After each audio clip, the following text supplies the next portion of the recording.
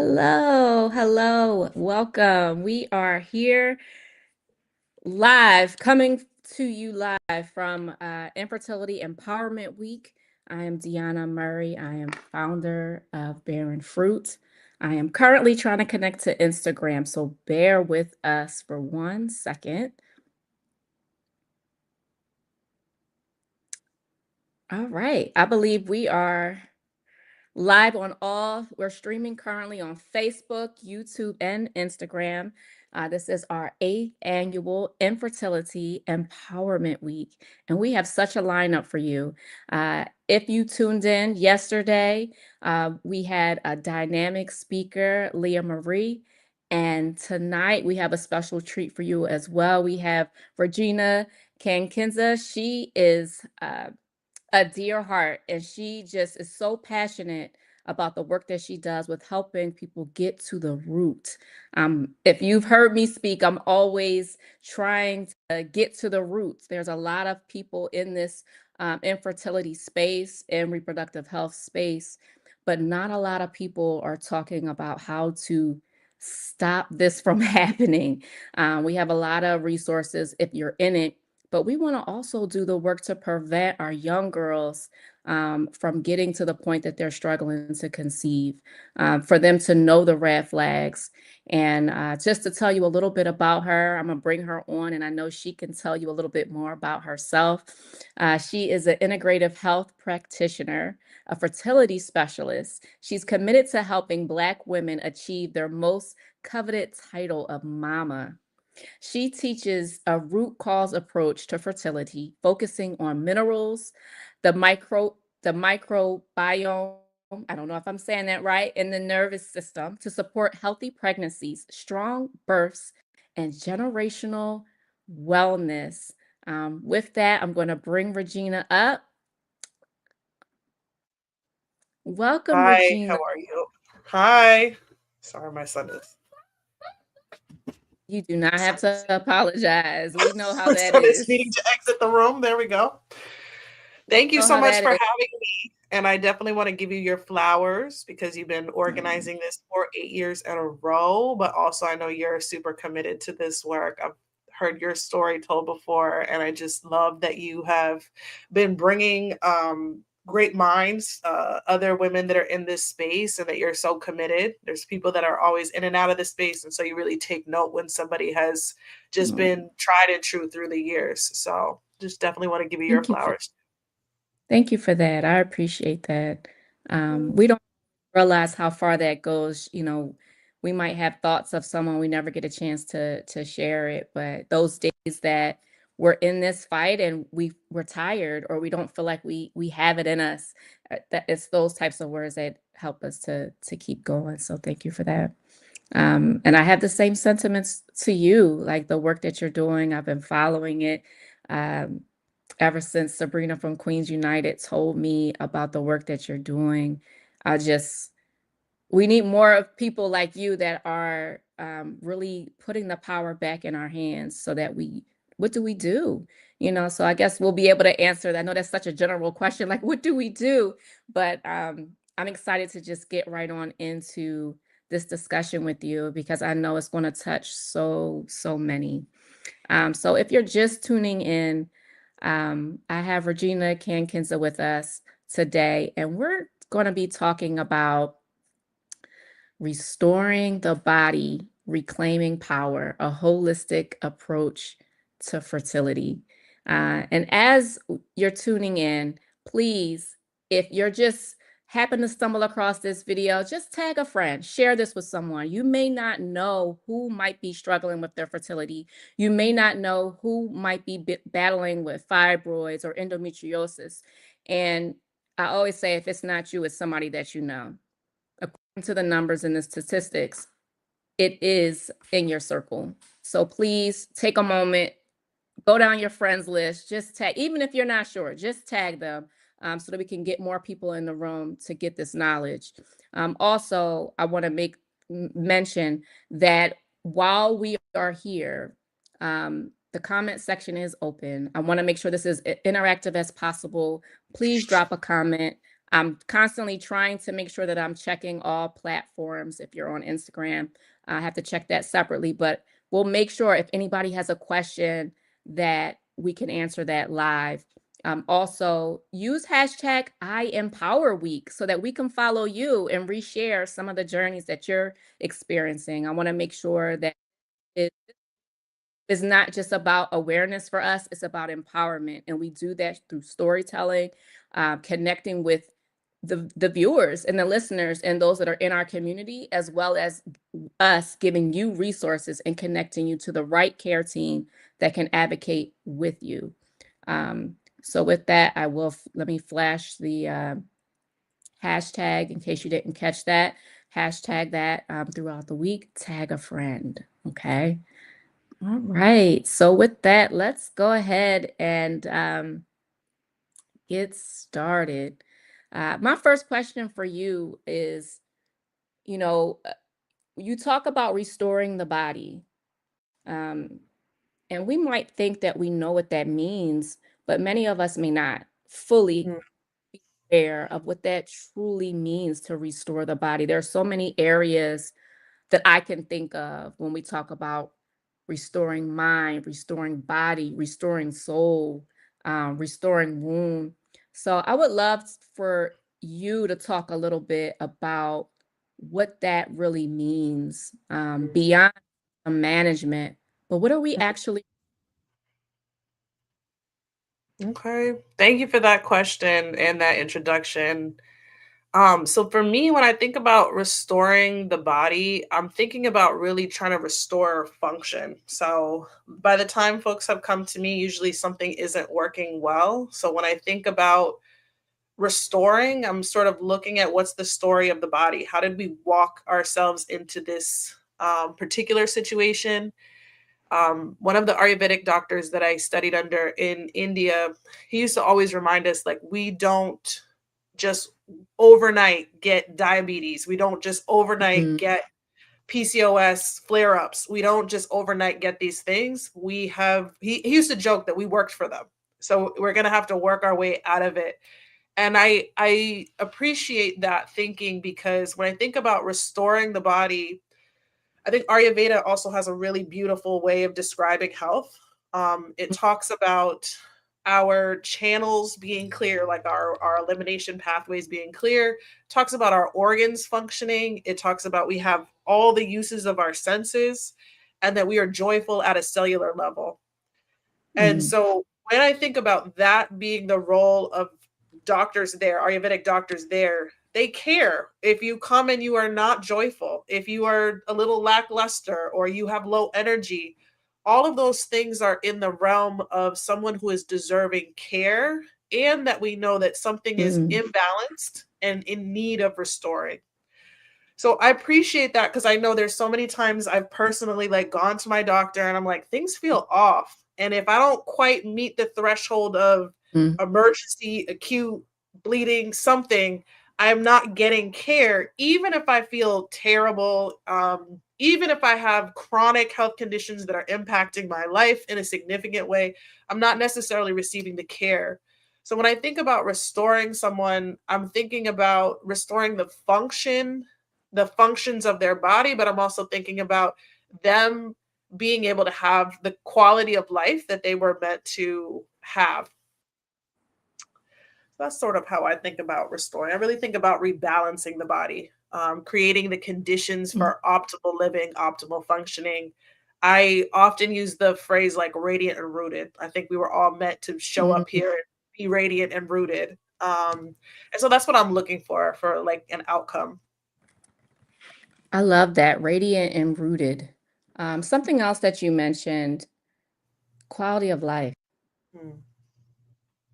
Like, I just want us to sit in that for a moment because I'm sure there are people tuned in that are like, "What is that?" Mm. It's Um, that so I think we have some loud drivers. So I think when I think about quality of life, one, I think that's hard to do here. As someone who Mhm, has spent a lot of time living outside the country, I'm like definitely quality of life already feels constricted here. But when I think Mhm. about your body, like what kind of quality of life does your body allow you to live? And as someone who has autoimmune issues, PCOS, struggled with my own fertility, there were things that I didn't felt were beyond my reach. So for a long time, motherhood felt out of reach for me. Mm. From my 20s until 37, motherhood felt completely out of reach. So it reshaped the way that I thought I should live my life. I imagined myself just focusing on work, high achieving outputs. I had goals, I was knocking them down, but I felt like motherhood, something that I had dreamed of as a little girl, was completely out of reach. I know living with an autoimmune condition that, a lot of times I have joint pain or, Mhm. things that people don't see. And so it affects, how present am I? How happy am I? How easy it is for me to be and find happiness. Um, Sometimes it's food when I'm having a flare up. So I'm very sensitive to when folks come to me that I want to know about how is this affecting your quality of life? It might be affecting your Mhm. relationship.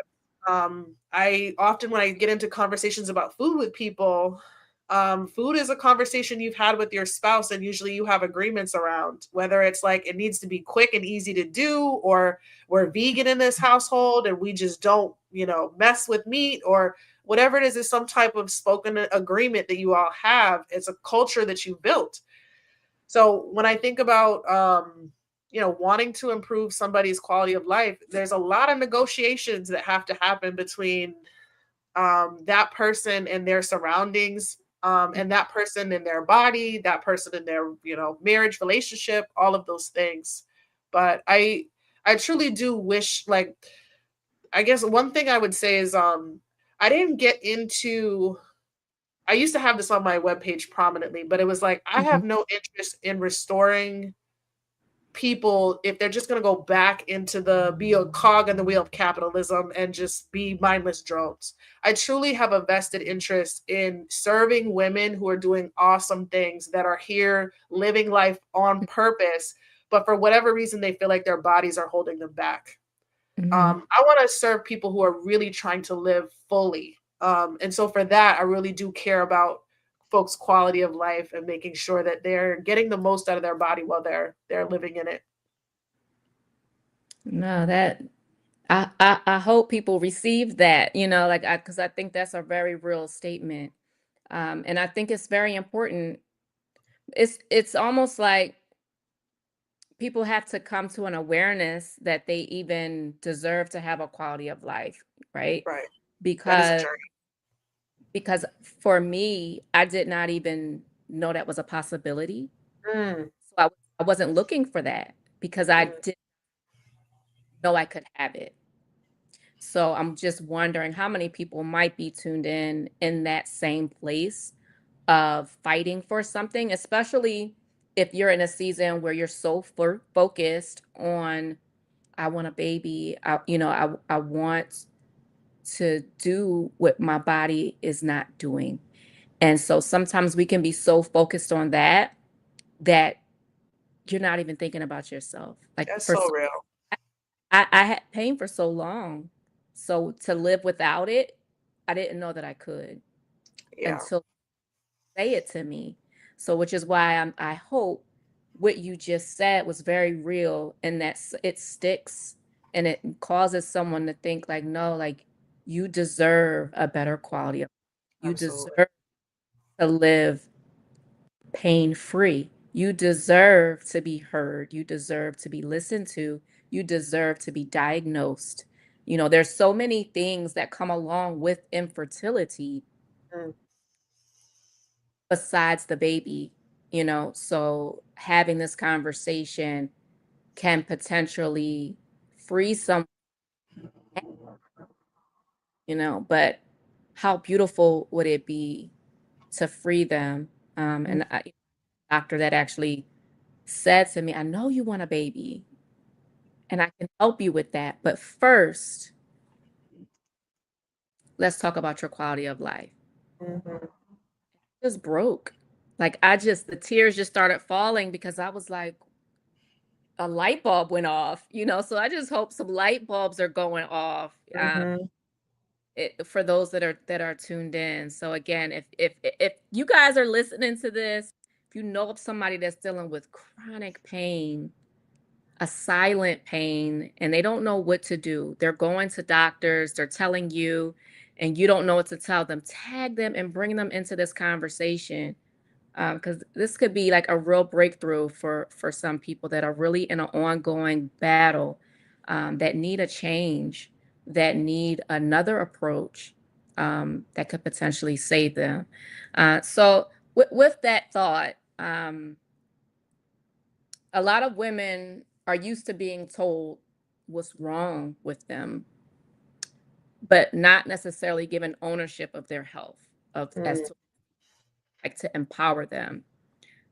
But it's usually take this band-aid, take this pill, or take this medicine, or take this, but what does it look like for a woman to take more sovereign, informed approach to their fertility journey? What would that look like? mm. Thank you for that question. I love what you just said, that I deserve. I think that's huge.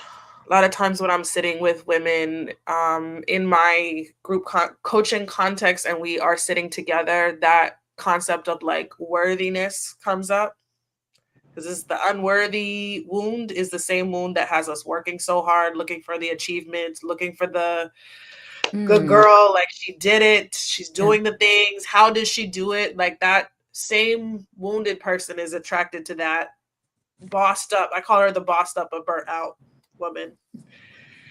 So that notion of worthiness and I deserve is part of the medicine. I think you already gave some of the cues. It's what flips on the lights. Mm, Um, when I think about when I think about what it looks like for women to be sovereign in this realm, I think about women who are seeking understanding rather than like fix me. A lot of energy in the fertility space, especially in the like IVF space, is like hurry up and fix me. mm, Um, I as someone who's also told you will not get pregnant without IVF, there's not a lot of discussion about like, well, why? Well, what is the root cause of that? I know I was personally told, with these labs, like you just won't be able to get pregnant. And at the time, like I didn't know what the labs were saying other than I was high this or low that. I didn't know why people were saying that just was not going to be possible for me. It took a long journey of literally like going to the mountains of the Himalayas to learn Ayurveda, because Ayurveda was the first modality that offered me a look into my specific body. So when I for a long time was doing things that I just thought were healthy. So I was a raw vegan, I was running 3 miles a day, I was living on 1,200 calories, and I was truly like depleted. It took a long time to learn. When I learned Ayurveda, immediately my body made sense. There was a lot of things that I was doing that I could immediately put down. And I remember in 6 to 8 weeks, my hormones rebalanced. All that weight that I was gaining for some reason at 1,200 calories came off. I could mm, sleep again. I felt restored. And I was like, what is this thing that she knew that the doctors didn't know? I need to know this thing. And that has like inspired me to go, then to the functional labs, because with functional labs I don't even need a good description from somebody. I can just see in your labs what is it that is going on with your body. And I think the most shocking thing that I've found reading people's labs, especially Black women, is how many times if I ask somebody in an initial intake, like, so what's your, general level of stress? It's like, I'm good. I can handle it, not severe. I'm actually doing okay right now. And then I get labs and I see like depletion. I see mm, like signs of stress in the labs. Like we not only a little bit of stress, but like, oh, you've been doing this for years. We're through your reserves. And so that disparity between what we think we should be doing and enduring and pushing through, and your body's limit was 2 miles back the other direction, and you just kept pushing. And so I really think what sovereign looks like is like you have to get information about your specific body, and that comes through the journey of literally sitting with yourself, of learning. It can be lab work, because I feel like lab work can be very helpful at you keeping it real with yourself. It's like, no, you are stressed out. We don't need to argue. You are stressed out. We can see it in your labs. So then you have to reckon with, well, I thought I was doing better than I was. There's a conversation I usually negotiate with women. They're like, well, I'm doing less. And it's like, well, we need even less. And I think that conversation becomes really powerful for women when they start to be able to see, well, if I Mhm. do this, this happens in my body. And sometimes we can feel it. There are things that I can offer to folks that I'm like, if you're not hungry in the morning, I got a little trick for that. If you got you really low in energy, there's some little stuff that we can do that get you on the right path. But to truly get your body back in optimal health is this journey of a partnership between me and the person, my client, and they're bringing their symptoms and I'm helping them decode their symptoms in between getting regular lab work, and together we're really teaching you how to read your body, read your cues, read your signs, and to know what does it feel like to be in a body that is radiant and rooted. Because women start to feel better, and then I was actually teaching a workshop last night on the foundations of food. There's a lot people argue about when it comes to food, but there's some foundational things that we're not actually arguing about, and those we need to focus on. And we were Mhm. talking about a couple of my clients were on there. They were saying that the idea of eating more fat, especially for my fertility folks, like eating more fat, eating more protein, felt like to them they were going to put on all this weight. It was going to be horrible. And when they actually calmed their nervous system down, started eating more, that's when the weight came off. That's when their energy came back online. There's a lot we learn by just doing, sitting, observing, and a lot we learn through the relationship by me reflecting back, well, what's happening and what's happening through their lab work. So I truly, when I see women taking control of their health before they get pregnant, I know they're going to be amazingly more sovereign than they would be when you get pregnant.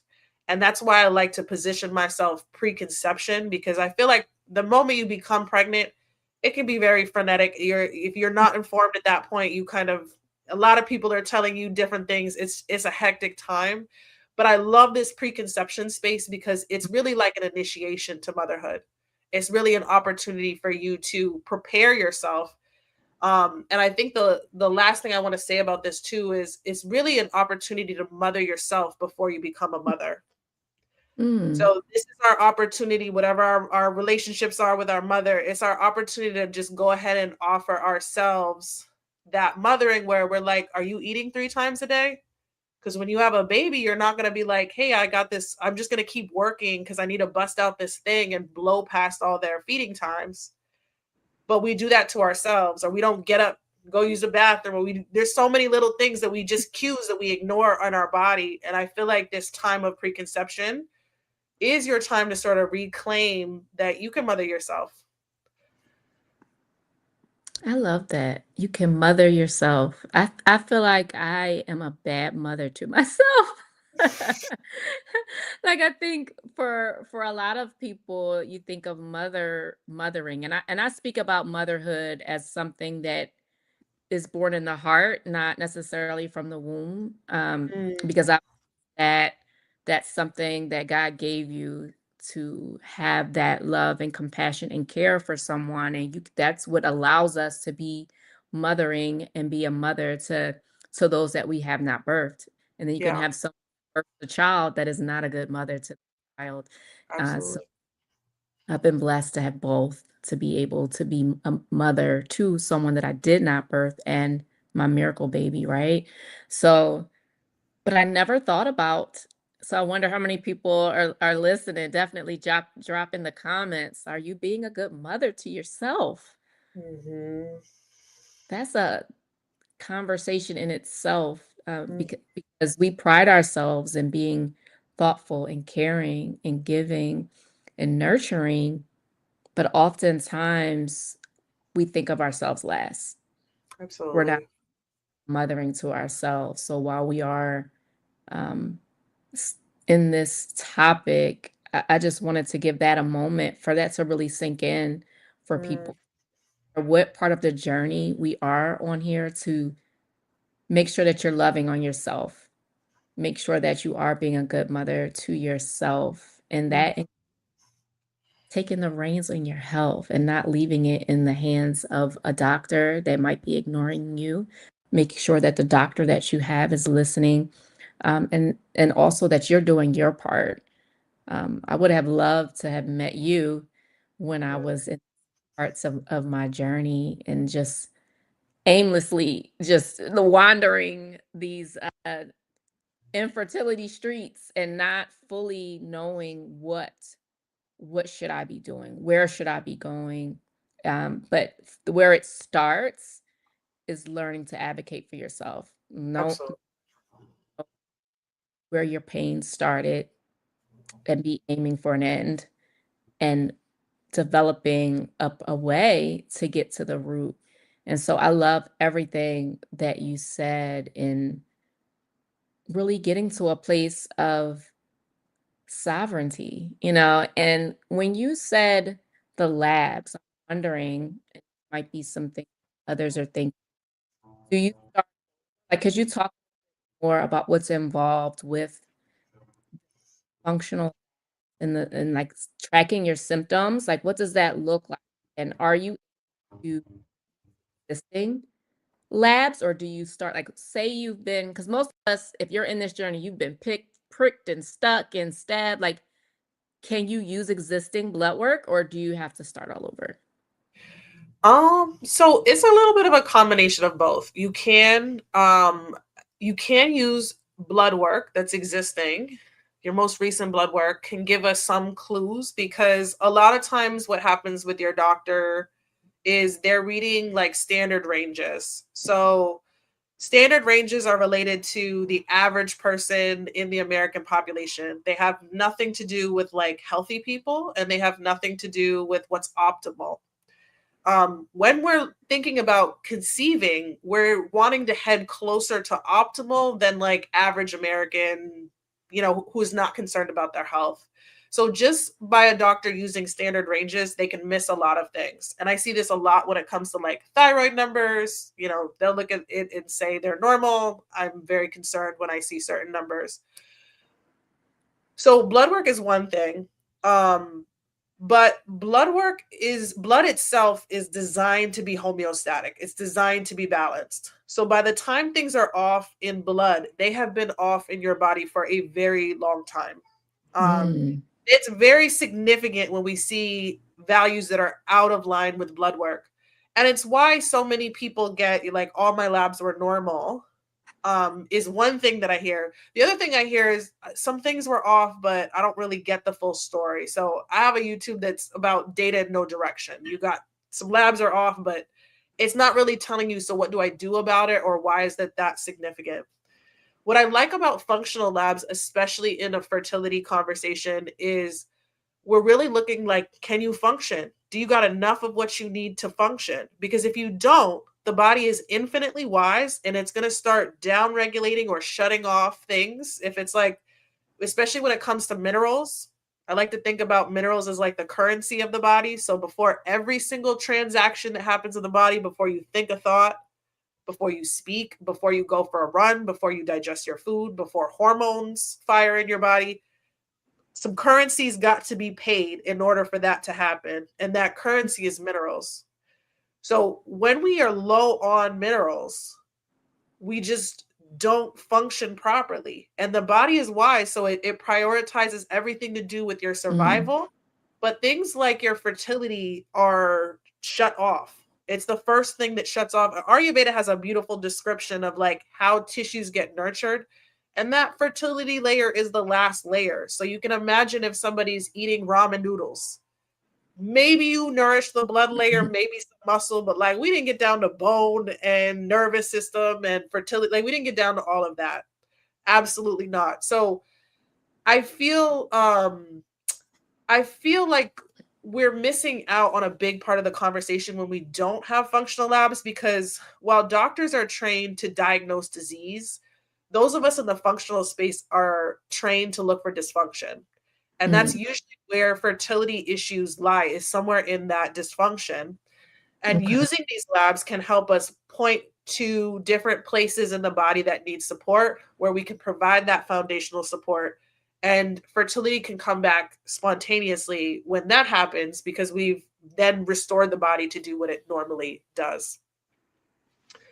So I would love Mm, to see women get more access to functional labs. There are more ways to access them, and there's now more practitioners too that are reading functional labs. Even certain doctors, finding a you can find a conventional doctor that now reads functional ranges. So that is something to sort of interview your doctor about, is okay. how familiar are they with functional ranges, or even to take your own blood work. I'll just give this. I don't use I don't ascribe to the AIs for reading lab work, because there's so much other things that go into it. There's a lot of patterns and other things. But if you just want to know what the functional range is for your thyroid, you can look that up, and it will not be what your doctor is saying was within normal, but you can check and then ask your doctor, well, I know I'm a little bit on the low side from a functional perspective. They might Mm, have more to get into a conversation with you about, and finding someone who's interested or who acknowledges that. Vitamin D levels is another thing. Like for a lot of Black women, yeah. those functional ranges matter a lot, because a lot of women are maybe low clinically, but like functionally you're bombed out, depleted, you need help. Like, Mm, and if we don't acknowledge that there's a difference, then we can go on being like, well, maybe that's kind of an issue, but it's not really the issue. When you see the mm, functional ranges, you're like, oh no, this is part of it. mhm.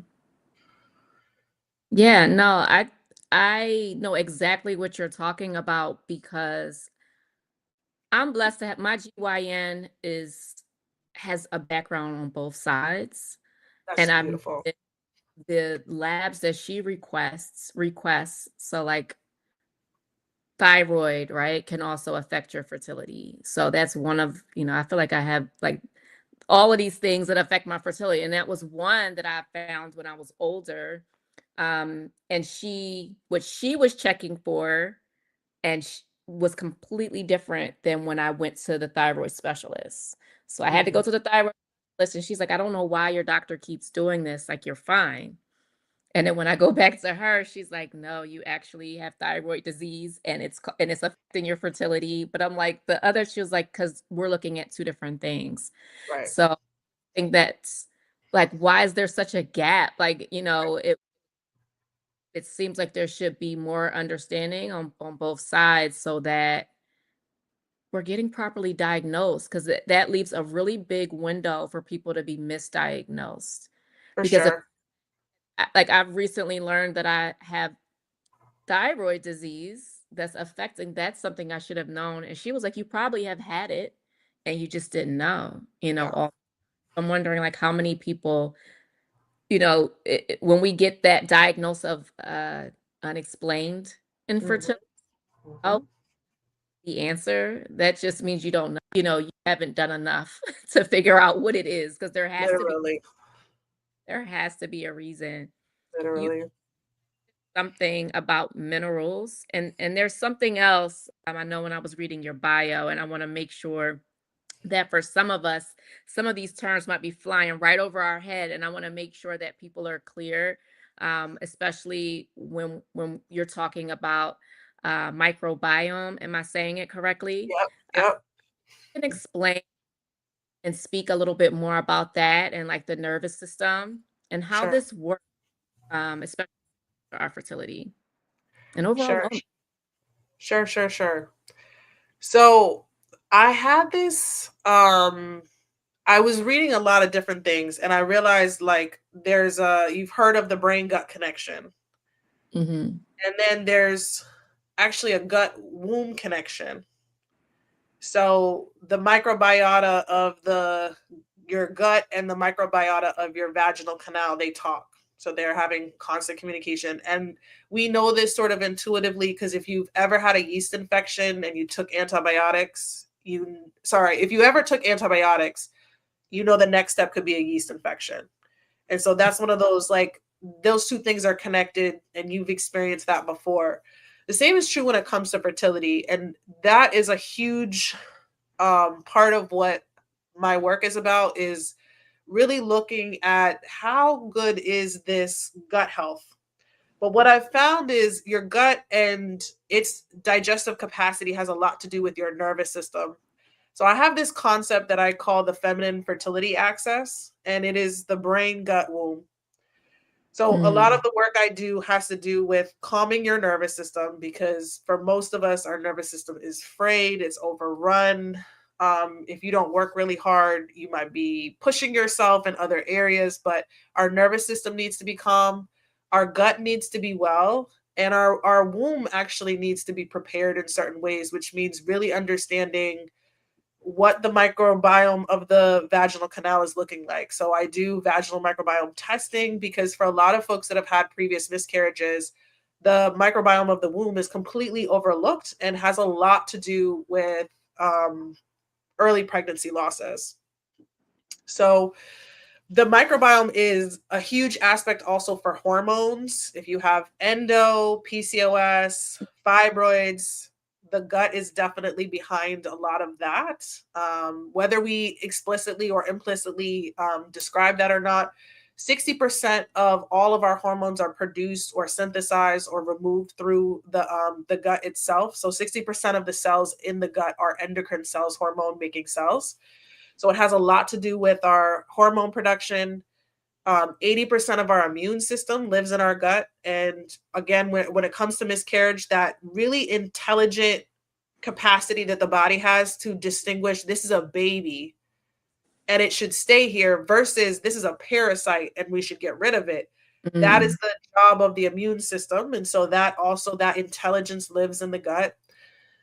And there's a lot of ways in which there's a portion of our gut that is called the estrobloom that is responsible for estrogen metabolism. So whenever we see any estrogen dominance, we know that we need to check on the estrobloom itself, because a lot of Mhm. people hear estrogen dominance and they think, wow, there's too much estrogen in me. And a lot of times there's not too much estrogen. There's just not clearing out of the body. It's being recycled. That happens often. And I would say for the most women that I see, that's more so the case than estrogen is actually high.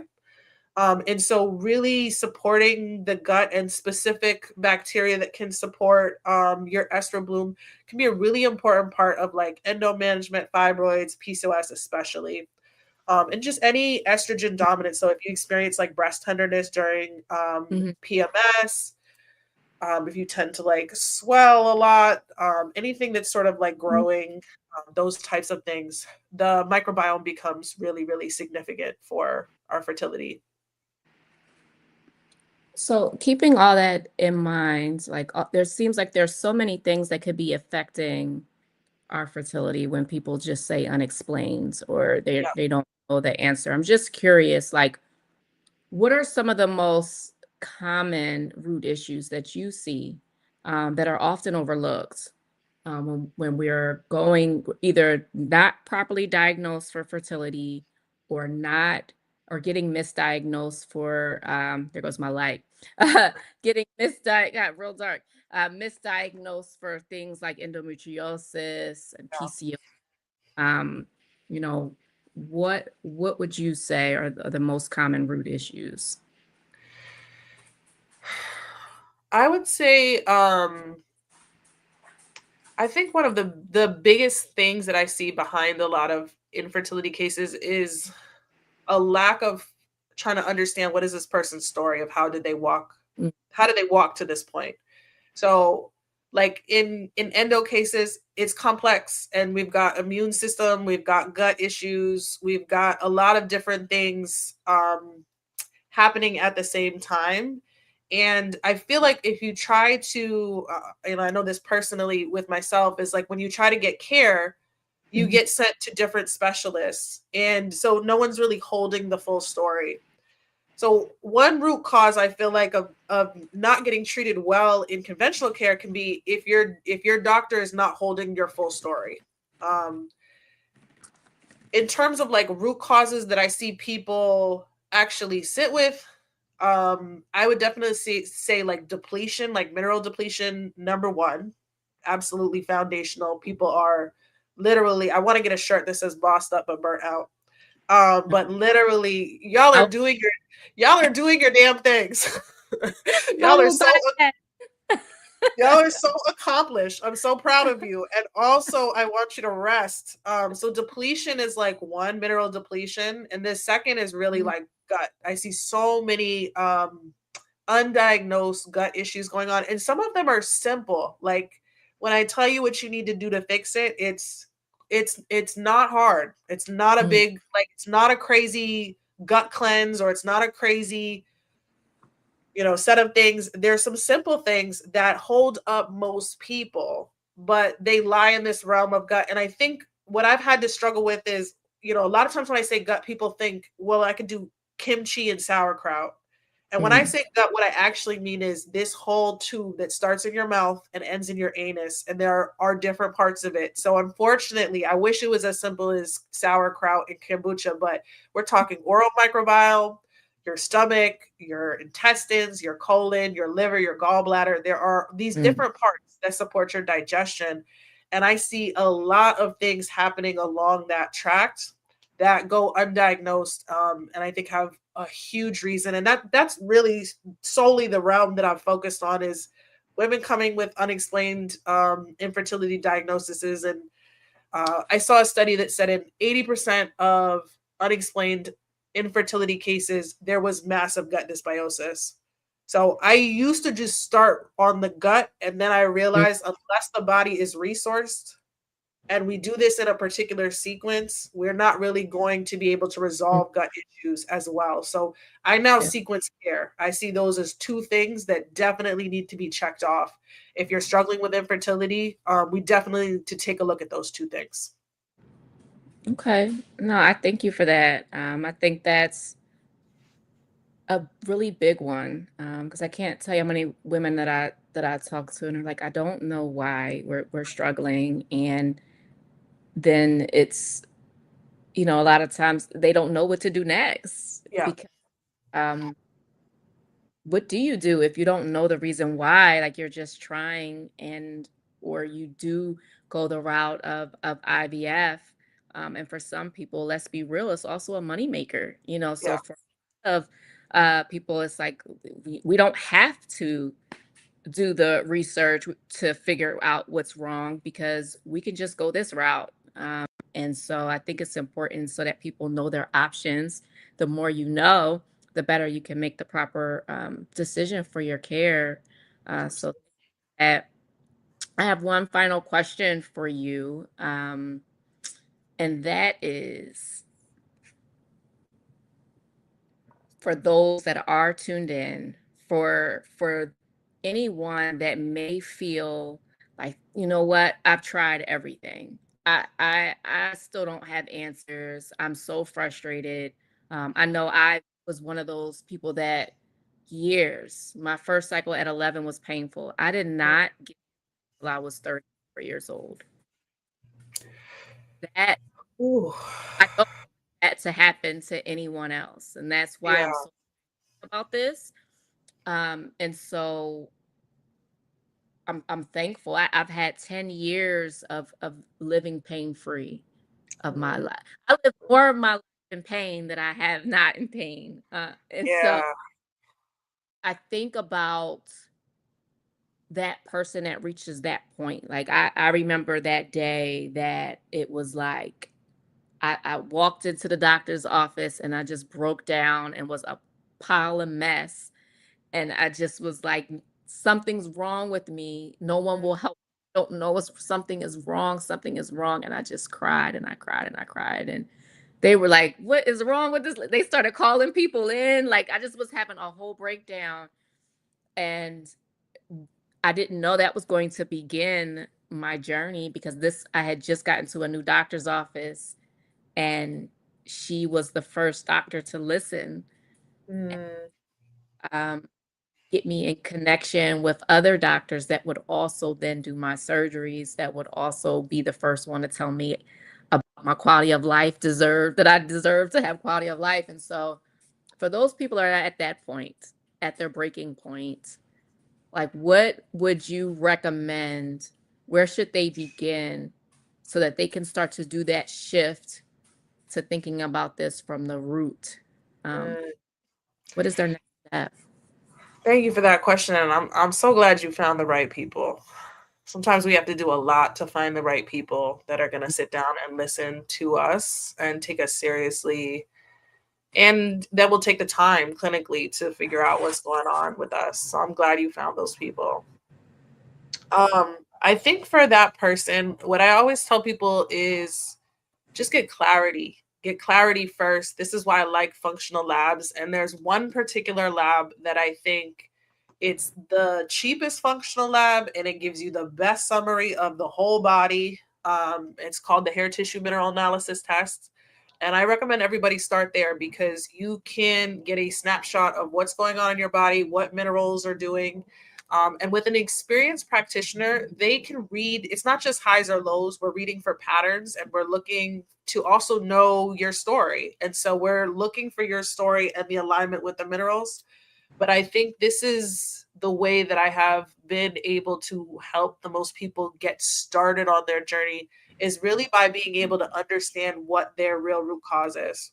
Mm, Um, I have a quiz that I is actually a diagnostic tool that I've used for 10 years. And it discusses basically what are the 7 root causes that are often mm, overlooked. So if you just are like curious, in what area should I even be looking? Is it immune system? Is it gut? Like, how do I know if any of these are really my story? A lot of times people tell me I don't have gut issues, but they have, a bunch of foods that they don't eat. They've got, they've got skin issues, brain fog. They've mhm, got all these other mhm. gut issues. So this can help you locate where you're at. But I really feel like for the person who is fed up and want answers, is run your HTMA. You will get some answers. Okay. No, thank you for that. You actually have a question on Instagram. Sure, sure. Um, And it is there a set of standardized labs that we should ask to start shedding some light on the potential fertility issues? I think you talked a little bit about that, Yeah, um, but if you can just give a little bit more clarity on like where they should. sure. This if I could shout it from the rooftops, I would. I think the difficulty that we have in the fertility space is there's not a fertility thing to look at in the body. Like fertility is I don't want to call it a made up field, but it's describing our situation. Like we've had trouble trying to conceive. What it is not describing is something wrong in the body. And so one of the things that bothers me most about the fertility industry is there's like products that say fertility on them. And there's nothing in the body that is like your fertility switch. So there's no gummy, there's no tea, there's no something that we can just take and switch on your fertility. So likewise, it's difficult with labs because we would want to know your story. We would want to know what's off for you in particular because you are not like the next person. This is where I see a lot of the Facebook groups and stuff like that start to go wrong because people are like just shouting out stuff and why a one woman is experiencing an imbalance in her body has nothing to do with why you're experiencing an imbalance in your body. And so if we're talking about like standard conventional labs that your doctor runs, you can have I would go with more. There are more of these companies out there that run like a full panel, like Superpower will, Function Mhm, Labs will. You can get more markers, but again, just by nature of blood work, designed to be balanced, you're less likely to capture what is really wrong in the body there. By the time we're seeing it in blood work, that's when they can start diagnosing diseases. And we're talking about something that's usually prior to that. So I just don't love blood work for that, but there's a lot that we could be learning from blood work. So iron would be one good example. There are a lot of different iron markers, your ferritin, there's a bunch of iron markers very connected to unexplained infertility and your chances of conception. But it really just depends on you in particular. So working with a person who specializes in functional fertility can really, they can guide you to what labs to ask for from your doctor. Thank you for that. I think that's very important. Like all of this technical information that I think, we don't have enough conversations about it. I know on my platform we do a lot of storytelling just for people to feel heard and seen. But it's important to also have these conversations because giving them the proper knowledge and resources so they can advocate for themselves. Like when we talk about advocating, that includes also getting educated on these things. Mhm. On the holistic side, you could be more educated than your doctor in this area because this is Sure. not the expert in. So even though that there may be other reasons that you may need a medical doctor if a surgery is needed and things like that, I know for me, I have benefited on both sides, Mhm. so that you can make a sound decision for yourself. So what are you hoping, just in closing, as we wrap up, what are you hoping that people will get out of seeing this? We are streaming on Facebook, Instagram, YouTube. What are you hoping will come of this, and how can they get in contact with you? Okay. Thank you for that. I think I'm prayerful that you mentioned that feeling of dead ends. And I know many times on my journey, I felt like, wow, this person's giving me a dead end. I don't have a next step. And I remember that feeling of having to sort of go through the emotional arc of Mhm, like, I've been let down. And also, I got to go get this next step. And I know me mhm, personally, I want to go get that next step. So I hope that there's folks that are watching tonight who needed a little bit of like, you needed some clues, you needed a couple breadcrumbs of just like, where else can I look? A lot of times when people say I've tried everything, I'm like, minerals and microbiome, have you tried that? mhm. I'll help you. So I want you, if you heard any of that and it just resonates for you, I hope that you will come seek me out, come stop by, come speak to me. I do free fertility clarity calls where if you just want to connect with me and tell me about what you've been through, what you've tried, I will be very straight up and honest with you if this is in my scope, if it's something that I can help with, or if there's somebody that I know, I will definitely recommend you. So I hope I can make some connections tonight with folks that might need support on the next step of their journey. Thank you for that. Thank you. Yeah, And I will also just make sure that people know that they can that's connect my with you if IG. they're already connected on Instagram Yeah. And as I'll well say I'm the Women's as YouTube. Integrative Health Lab Okay.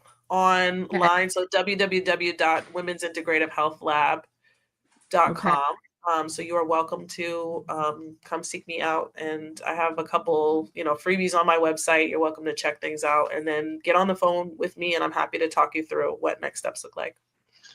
Thank you so much. It's been a pleasure having you. Thank Your you. knowledge. I definitely think this deserves to like welcome you back another time. Like we might need to do something on I more would of a love that. because this is can be so freeing to people. And I know like this was just a small segment of all that you can give. And so I hope that people will reach out to you and that they will gain more information so that they can make sound decisions for their health. And with that, everyone that's tuned in, I want you to be aware that we still have two more guest speakers this week as we are bringing more awareness for Fertility Empowerment Week because we're hoping that you get more information so that you can take action. It's not just about getting information, but it's what you do with it. And so we do have some more guest speakers for Thursday and for Friday. Tomorrow we will be at 7 o'clock p.m. Eastern Standard Time again. And then also, although our Saturday event in person in Philly is sold out, we Yeah. do fundraiser going on down near Rittenhouse Square at a place called Dig. You can stop there at any time throughout the day and just mention Barren Fruit or fundraiser. You could do it online or in person, and 30% of the proceeds will go to Barren Fruit. Or you can have lunch with us. We're going to be down there anyway, and it's going to be a whole group of us, and we're going to be stopping down there around 12:45. So if you just want to celebrate with us and close this week out strong, have lunch with us on Saturday. I also want to make sure that you're aware of our upcoming conference that's in June. Regina, I hope you're able to come down, because where are you located? Remind me. I'm in Virginia Beach, but my childhood best friend who just had a baby yesterday, she's in Philadelphia, so I come down sometimes to see her. So I would love to meet in person. Awesome. Yeah, we would love for you to come up. We are having our annual conference. Okay. Uh, it is called Be Fruitful. This is our seventh annual conference because we took a break last year. But it's June 12th through the 14th, and it's an uplifting reproductive health empowerment experience.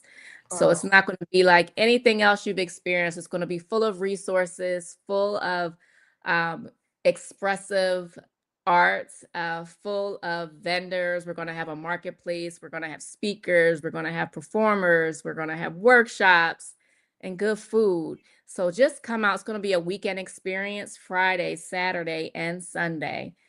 So registration will go up after this weekend. We are keeping that. We extended our early bird throughout the week. So we're making sure that we're promoting it this week. So if you have not gotten your ticket, please, please do make sure that you grab that ticket before that price goes up after Saturday.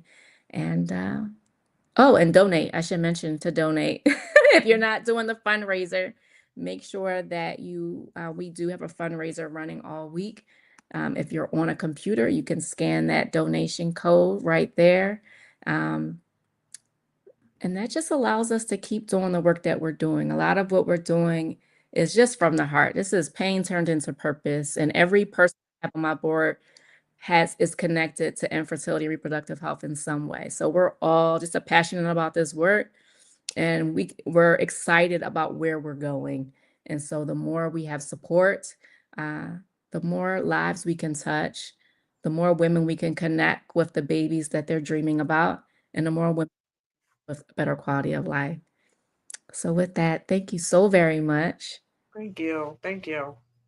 Thank you so much, Regina. Have a good Yeah. night. Take care. Thank you so much.